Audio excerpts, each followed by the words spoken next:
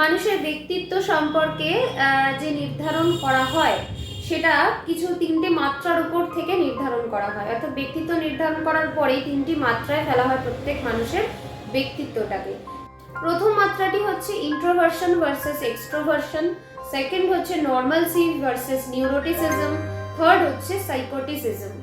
এই 3টে ভাগ যে রয়েছে, এই 3টে ভাগের উপর নির্ধারণ করা হয় যে ওই মানুষের ব্যক্তিত্বটা কোন ভাগের মধ্যে পড়ছে। তার ক্ষেত্রেই বোঝা যায় যে সে কতটা ইন্ট্রোভার্ট বা এক্সট্রোভার্ট, সে কতটা পরিমাণে সাইকিয়াট্রিক ভাবে এবলড, এবং কতটা পরিমাণে সে তার যে আমাদের যে নিউরনসের যে স্ট্রাকচার রয়েছে সেখানের দিক থেকে সে কতটা পরিমাণে নিজের ব্যক্তিত্বকে কন্ট্রোল করতে পারে। এগুলোও সম্পূর্ণটাই আমাদের কিন্তু ডিএমআইটির মাধ্যমে জানা যায়। এই সম্পর্কে বিস্তারিত জানতে আমাদের সঙ্গে যোগাযোগ করতে পারেন এই নাম্বারে 9748783940।